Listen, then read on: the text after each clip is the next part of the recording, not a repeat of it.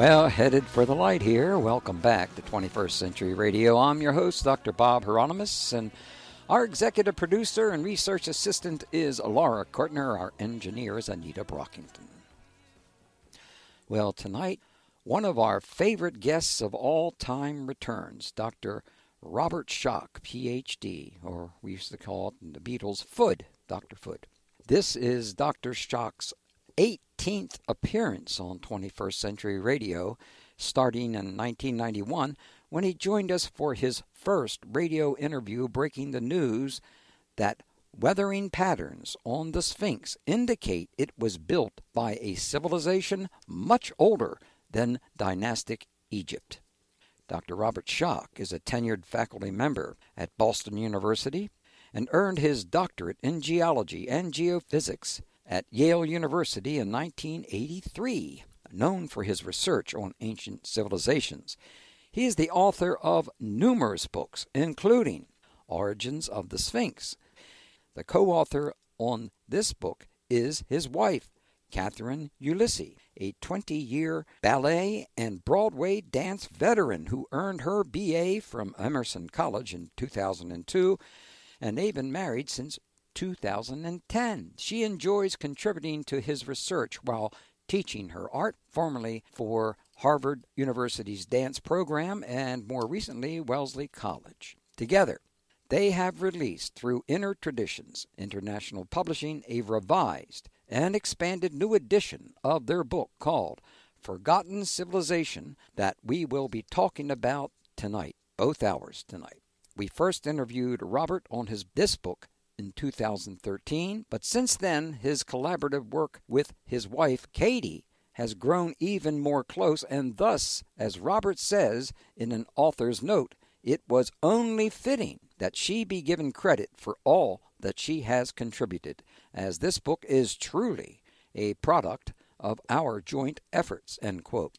The title page now carries the authorship of Robert M. Schoch, Ph.D., or Fud, with Catherine Ulissey at his insistence.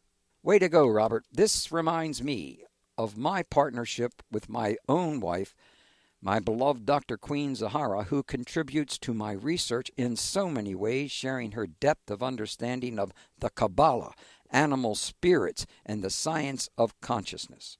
Welcome back to 21st Century Radio, Robert Schoch. Well, thank you. Thank you very much. Yeah, I think wives, just to follow that theme, our partners for life, our wives are often so important, and I think everyone, that needs to be acknowledged.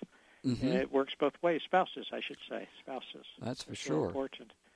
And it's also been, you're right, I didn't realize it's been 18 times that I've been on the show. A measly 18 times. Amazing.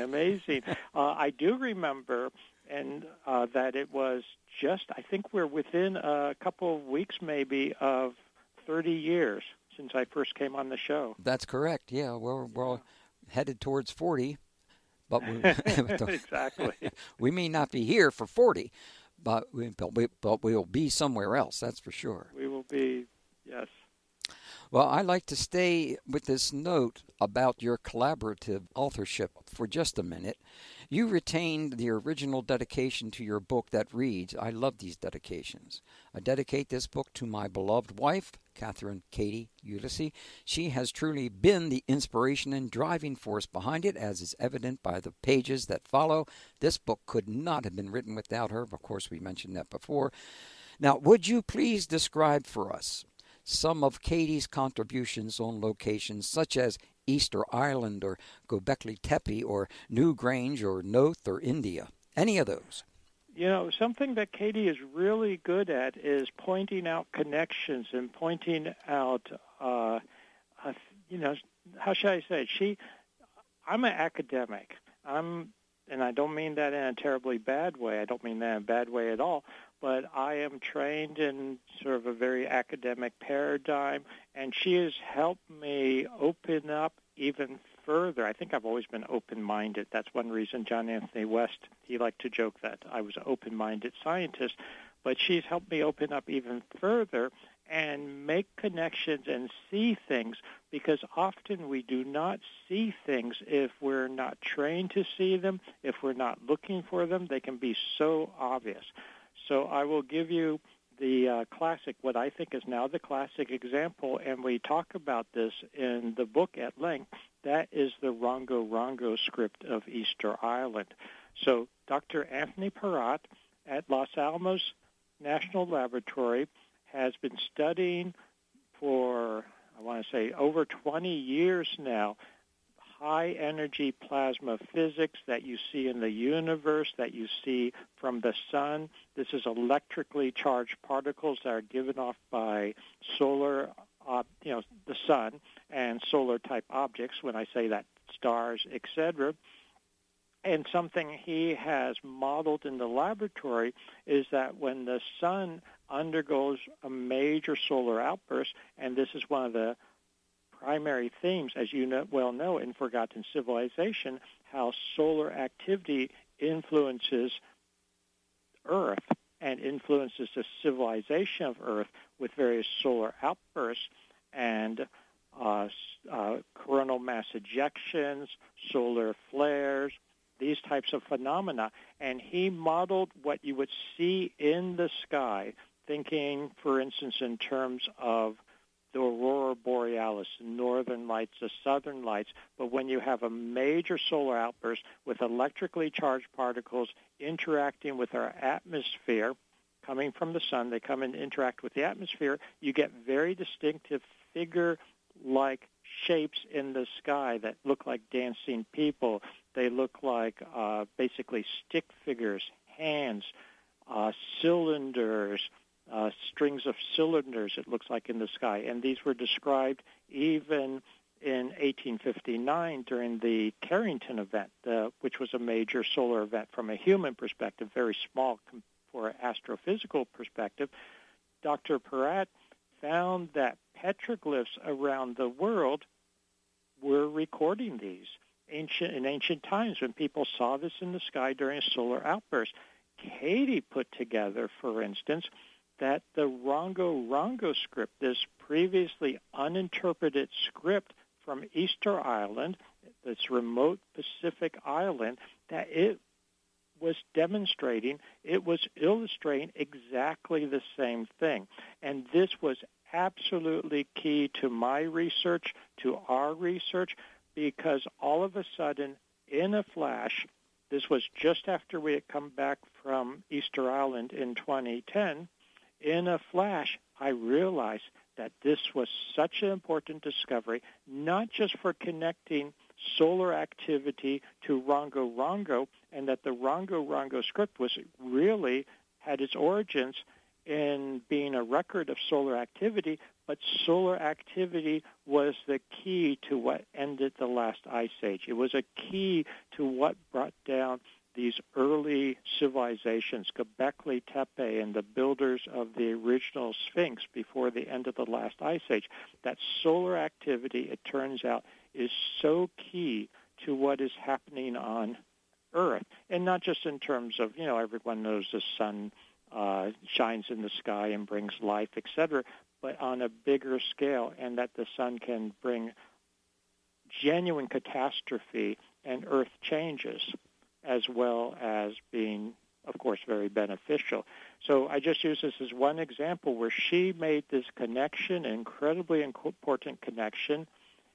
And my point is not just that it is a connection specifically with Rongo, but it opened up a much, much bigger and deeper picture. Indeed, it does. And it makes total sense now. I mean, I remember when I first heard you and listened to her about this before, I had some problems with that for a while. Because being an artist, I kept looking at those things that were up in the sky at that particular time. And I could see what you were talking about. But I'm a very stubborn person. Yeah, exactly. And that's good. I know, but a lot of people don't like that. They like you to be softer about, yes, of course, that's possible.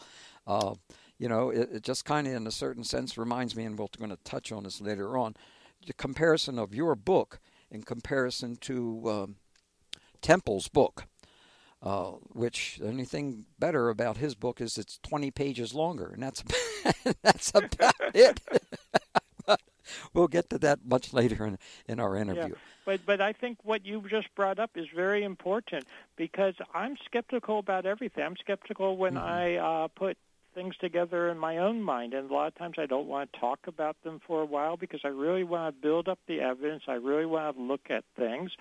And I was even skeptical about this at first, but when you start looking at it, it becomes so compelling, and there's so much evidence along these lines, and it starts to put everything together, and it all becomes a bigger picture that is comprehensible and makes sense. So one of the themes that I'd like to stress is with the second edition, and that's what we're talking about now, the second revised and expanded condition of Forgotten Civilization, which now has the new subtitle, New Discoveries on the Solar-Induced Dark Age.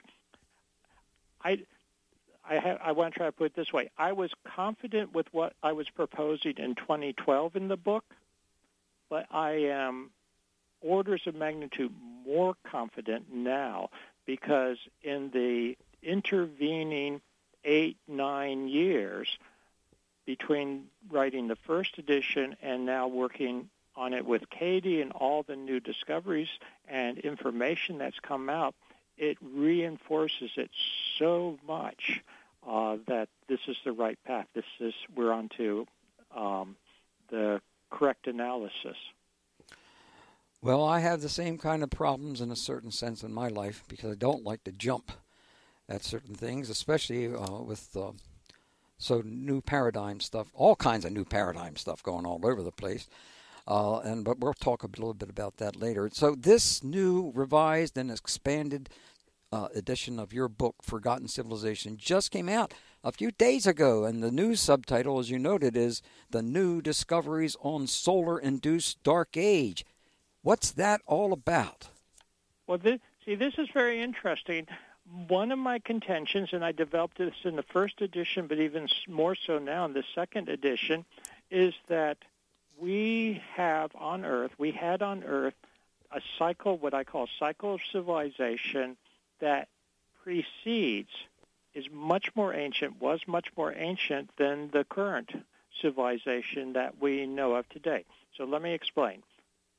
Standard archaeologists, standard historians, conventional status quo academics, they say that civilization began somewhere in the period of 4,000 to 3,000 BC.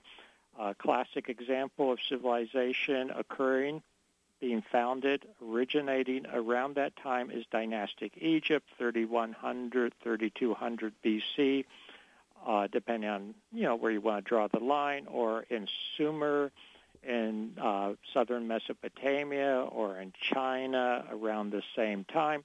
That civilization began about 5,000 years ago. That's what I refer to as the modern. I'm a geologist, so 5,000 years can be considered modern for me. That's the current cycle of civilization, or the modern cycle of civilization. But my early work on the Sphinx, as you know, indicated that there were much more sophisticated people than anyone had expected much earlier in time, and developing this further through the years, collecting more evidence, especially with Göbekli Tepe in southeastern Turkey. We now have absolutely firm evidence that there was true civilization, including, I believe they were literate, before the end of the last ice age, before 9,700 BC, when the ice age ends. So this was an earlier cycle of civilization, but it was absolutely devastated by the catastrophes, the climate change, the earthquake, the torrential flooding, high radiation levels because of solar outbursts.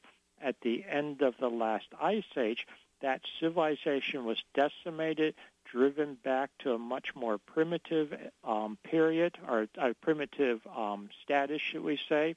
They lost a lot of their technology, apparently. They were no longer building monumental megalithic structures. They went into a dark age.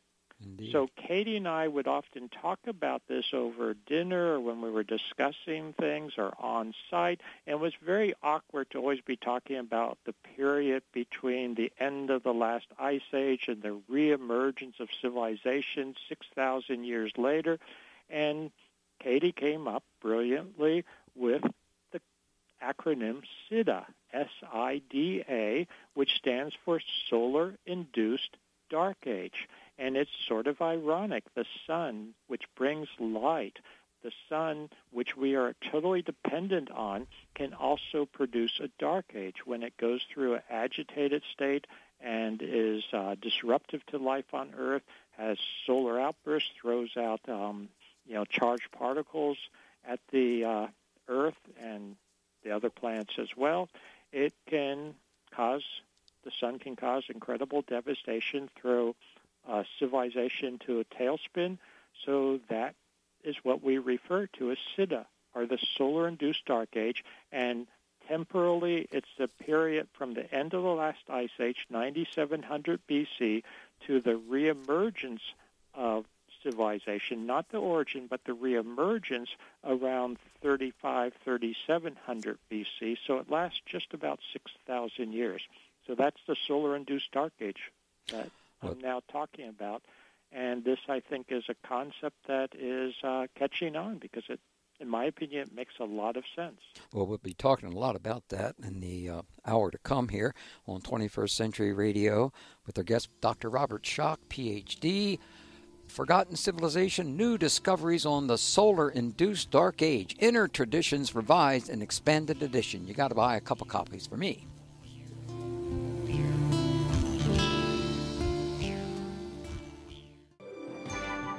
For the Beatles fans in your life, makes a great present. Announcing our new book on the Beatles' Yellow Submarine, on sale now at yellowsubmarinebook.com. It couldn't be simpler. That's yellowsubmarinebook.com. Full of color with over 200 illustrations, plus all new interviews and symbolic interpretations. It's all in the mind, inside the Beatles' Yellow Submarine, Volume 2. Loads of valuable bonus prizes and contests offered on our Facebook page, /Yellow Submarine Book. Follow us there and win some toys. This book dives deep. Haven't you ever wondered what it all means when we say we all live in a yellow submarine? Well, order this book and find out. yellowsubmarinebook.com. That's yellowsubmarinebook.com.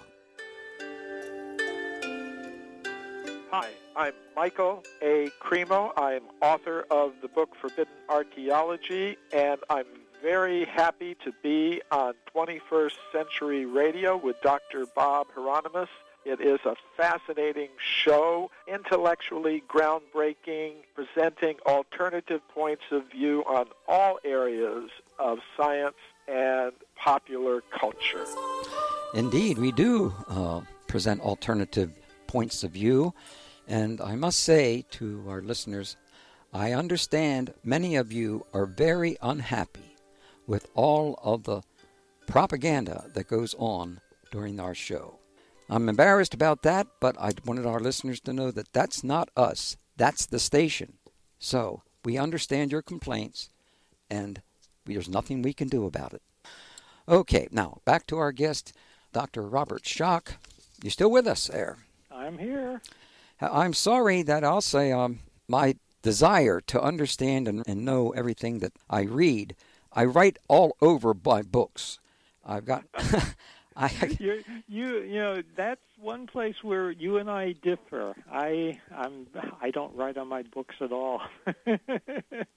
Well, it's something that. But you know what I do? It may be that we don't differ that much. I sit with a pad when I write. When I read, and I write notes on a pad. I say page such and such, and I write notes about it. Page such and such, and I write notes about it.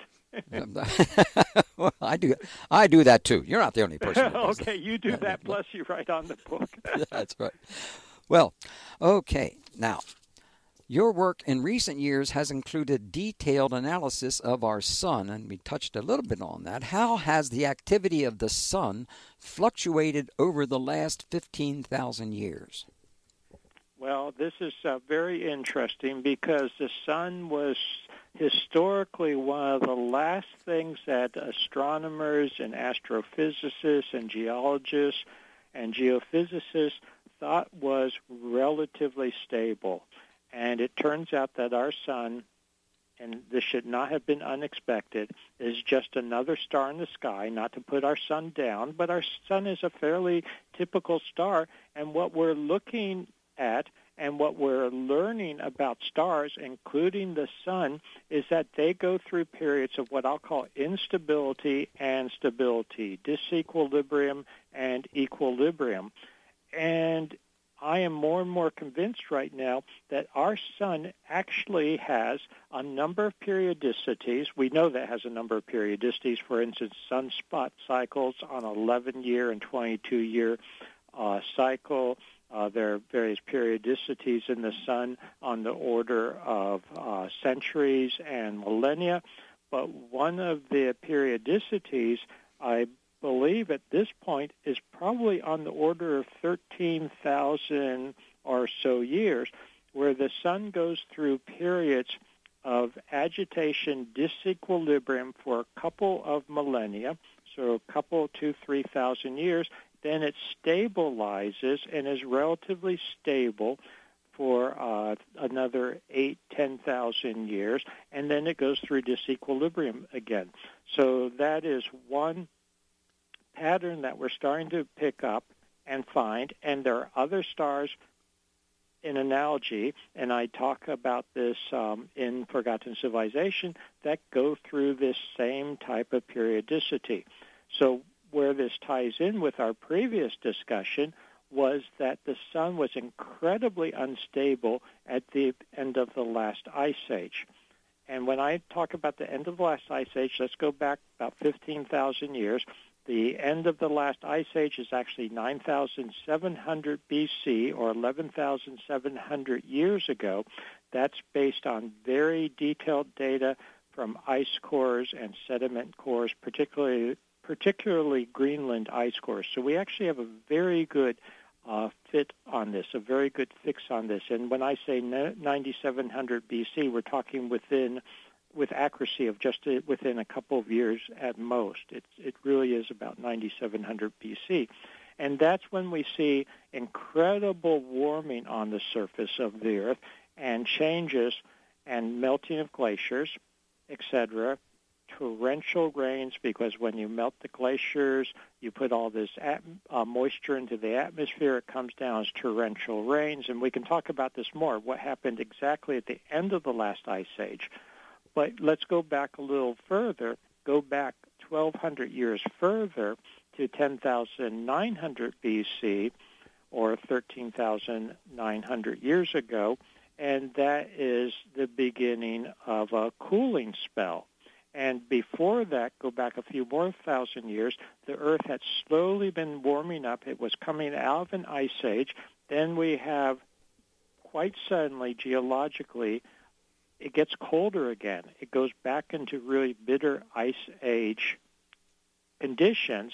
And then 1,200 years later, there's a sudden warming, which is incredible, and it happens literally based on the ice core data within a week or two, a few weeks. That's the best resolution we have in the ice core data. The reality, as far as I can determine, is it literally happened within a week or essentially overnight with a major solar outburst. So coming back to the sun, this 1,200-year period, 10,900 BC to 9,700 BC, is known as the Younger Dryas. So that's the terminal ice age, the terminal period in the ice age. And a lot of listeners may have heard something about a comet ending the last ice age. I'm here to say that I don't believe there was any comet involved, period. I believe what we are talking about is solar activity bracketing that 1,200 years. And all the evidence that's been proposed for a comet can be explained, or is even better explained, by changes in solar activity. because what happens when you have a major solar outburst, in some cases, plasma, electrically charged particles given off by the sun can literally hit the surface of the Earth. They can even gouge out craters, we now believe. They can vitrify rock. They can cause what are known as glassy spirals. So you have, for instance, vitrified, which means it turns to glass, rock on the surface of the Earth covering huge expanses of area. The way people can visualize this would be as if huge lightning bolts were coming down and hitting the Earth in certain areas. It would cause wildfires. It would cause melting of surface rock. It would cause literal incineration. It would cause huge icebergs and glaciers to melt virtually instantaneously. It would raise radiation levels on the surface of the Earth, and we have evidence of all of this. It also cause earthquake activity to increase, and we now have modern evidence that even in the present day, solar activity can trigger earthquake activity. Stresses that have already built up in the rock can be triggered by what seem like relatively small variations of electromagnetic fields, which are caused by the sun.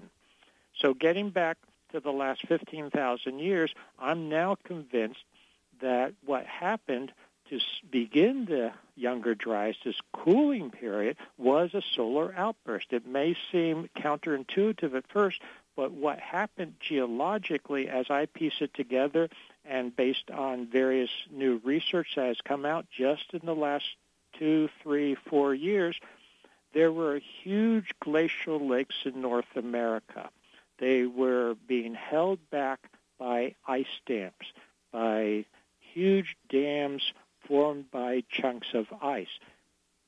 Solar outburst, 10,900 BC, melts those ice dams, dumps huge amounts of cold, fresh water into the North Atlantic, changes circulation patterns. We now have evidence that at that time circulation patterns changed dramatically, that we had lake outbursts. The researchers who have worked on this have even used that term, not even thinking about the sun, but they talked about how there were lake outbursts at that time.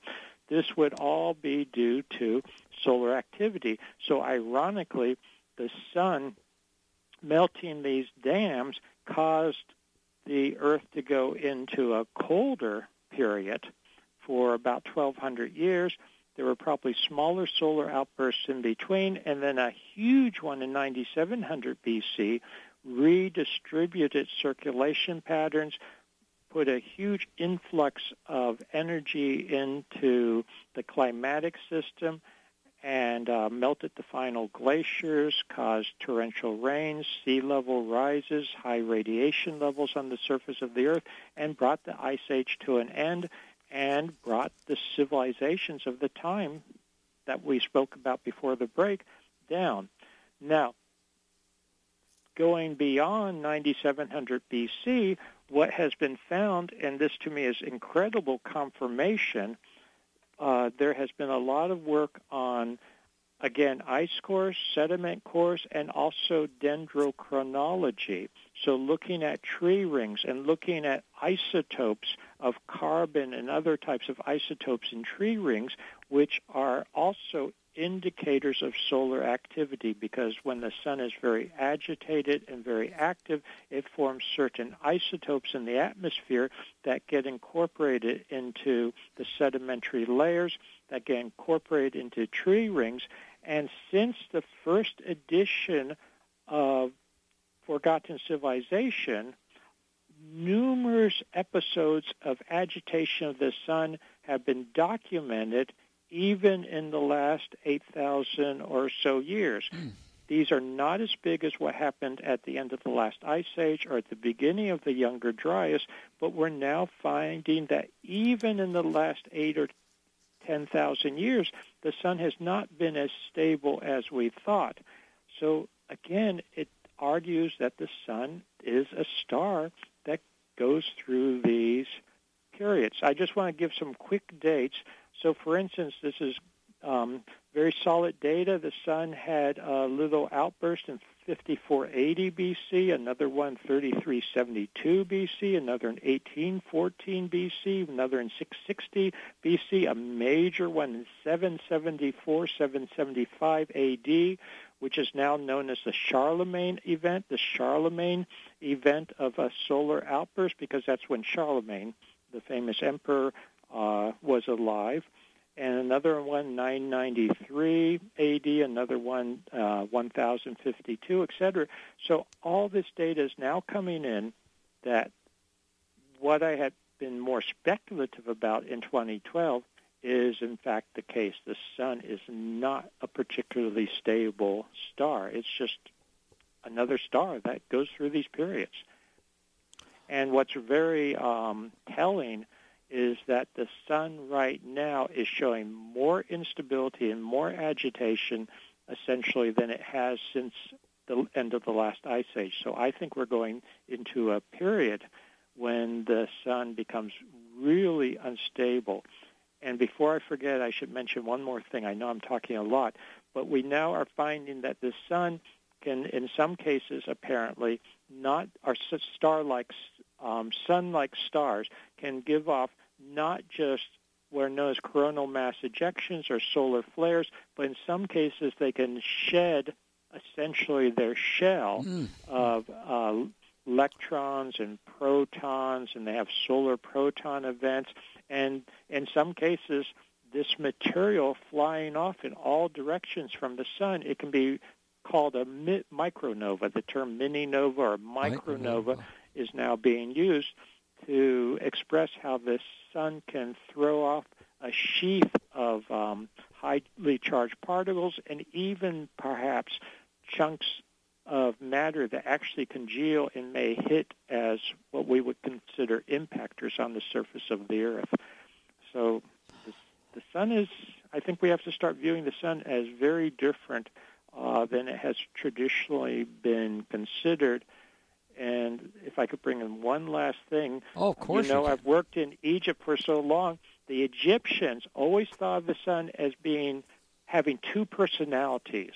One is the sun can be incredibly destructive, or the sun can be incredibly beneficial. And I think they literally knew what they were talking about. Well, we're going to take our next break here, and when we come back, let's talk about the ramifications for humanity through the ages as we're going through this. Obviously, it's going to change some things. We'll be back with our guest, Dr.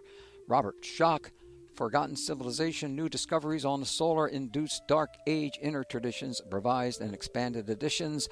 And all of our guests' links are posted at our Facebook page on 21st Century Radio.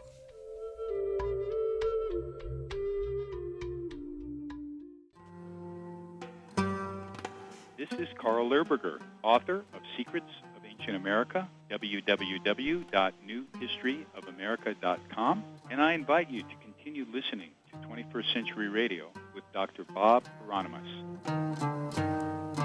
Thank you, and welcome back to 21st Century Radio with our guest, Dr. Robert Schoch. Dr. Schoch, what have been the ramifications for humanity through the ages, especially with what you've just related to us over the past half hour?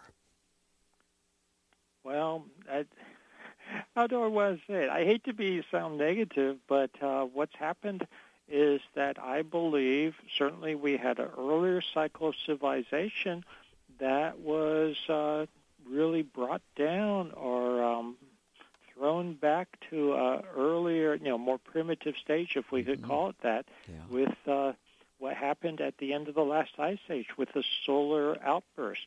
And this level of civilization had been reached if it had not been sort of thrown back to a more primitive state. You have to wonder where we might be now.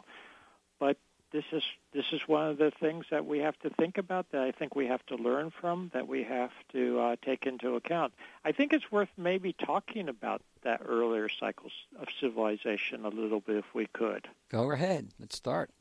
Because it really began, so this really goes back to my work on the Sphinx. and the water weathering on the Sphinx. And as you and I have talked about many times, but in case some people are new to the subject, I first got involved with ancient civilizations by looking at the Great Sphinx of Egypt. And this was by the invitation of our mutual friend who unfortunately died a bit over 3 years ago, passed away about a little over 3 years ago, John Anthony West. Indeed. He invited me to go to Egypt with him and study the Sphinx and the geological features of the Sphinx.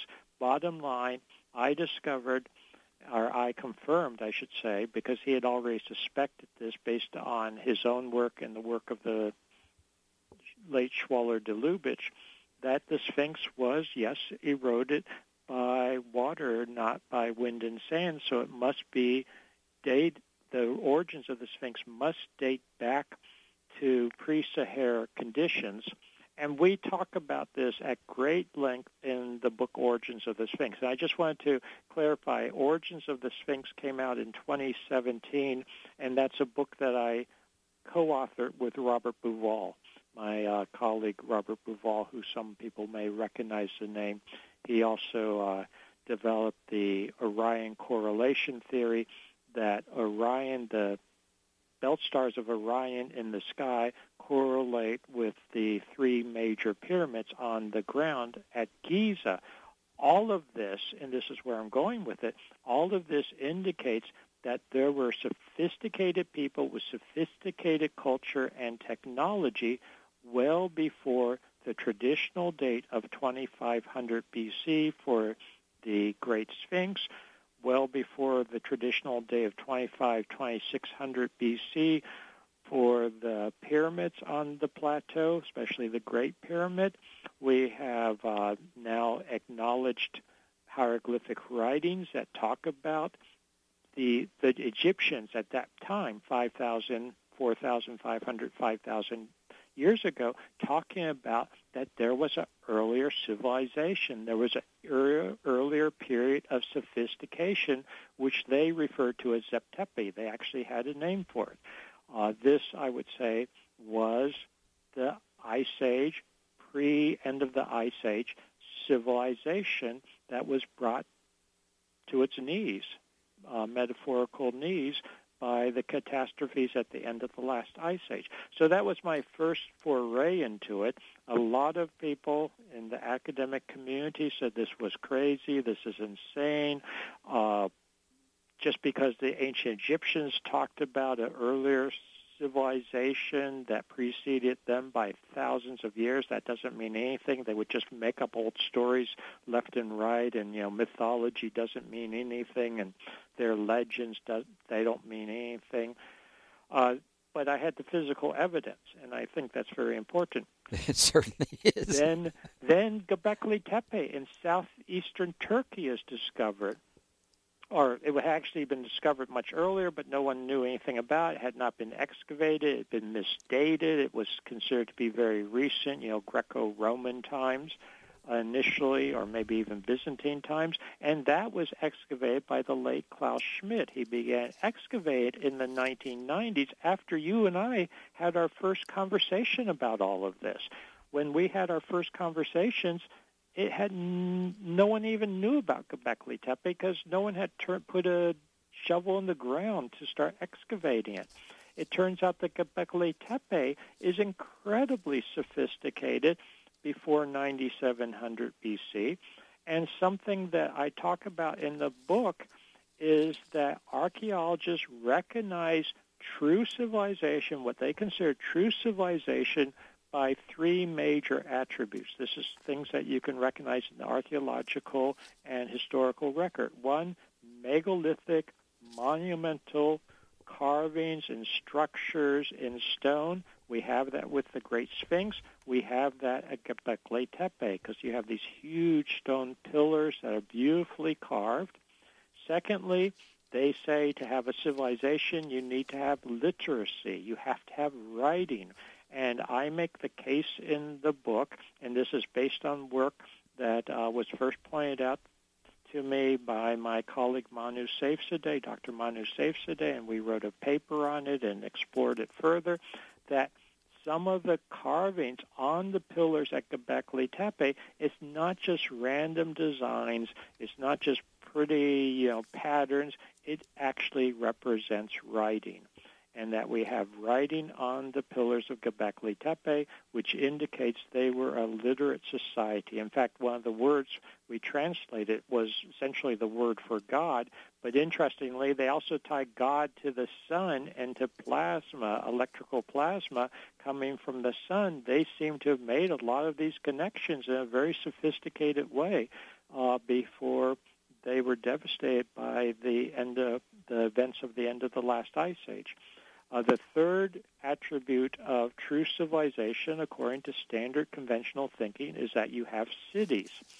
And the archaeologists have always said, well, there's no cities going back, 12,000 years, 10,000 BC, because we're talking the period 10,000 BC.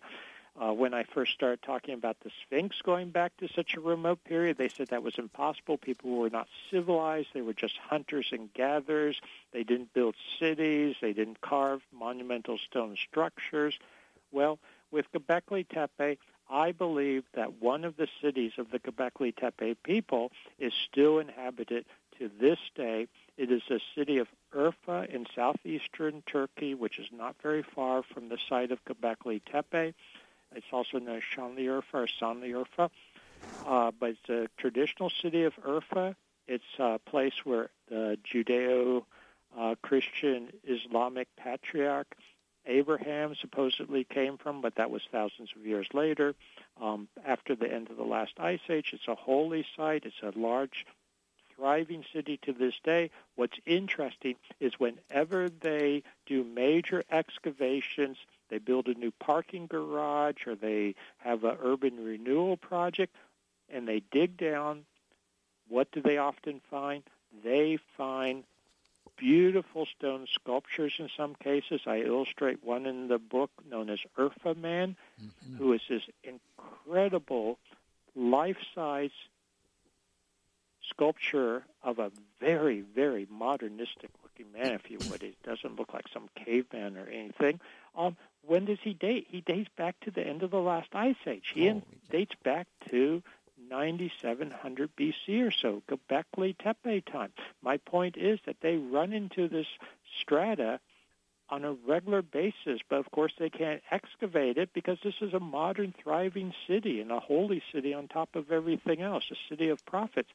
So where is the city of the Göbekli Tepe people? I think one of the cities is modern Urfa, and this may be a site that's been literally inhabited as a city for the last 12,000 years. So it's not that the city doesn't exist. It's still being there. Used. Excuse me, I'm sorry, but just so, this is something, too, that to me we have credible continuity with our ancestors, with our forebears, and I think that's something important to keep in mind. I think about the people that came before us. Katie and I talk about it all the time. What did they go through? What can we learn from them? Okay, we're in a pandemic now, but they went through even worse things. And we can learn from their strength and their vigor. That's for sure. And I understand that you have found evidence of major ancient lightning strikes that represents electrical plasma strikes. And I was told by my boss, actually, we're getting ready to take a break, so I guess I shouldn't have asked that question. Oh, we can talk about that maybe after the break. Yes, of course. Right on the Giza Plateau. Okay. What we have is evidence of lightning strikes, I'm now convinced, on the Giza Plateau, including right around and probably on the Sphinx. We should talk about that after the break. We will do that. But we got to keep going right now, so there's no break right now. Oh. Okay, we're not going to. We got a minute to go, my boss says. Okay. I got to do what she says. Let me start, and then we'll be able to pick up afterwards. Something that is discussed in one of the texts from ancient Egypt. When I say ancient Egypt, dynastic Egypt, it's known as the Inventory Stela. I illustrate it in Forgotten Civilization, and it has a text that talks about the Sphinx having existed in the time of Khufu. Khufu is the pharaoh who supposedly built the Great Pyramid, but there's lots of evidence that he didn't build it. He basically adopted it and rebuilt it, just as the dynastic Egyptians adopted and recarved the head of the Sphinx. So this gets into what was the original Sphinx, and there is evidence on the Sphinx and around the Sphinx and on the inventory stela describing how the Sphinx in very, very ancient times was hit by lightning. We've got to stop right here and take our pause. We'll be right back.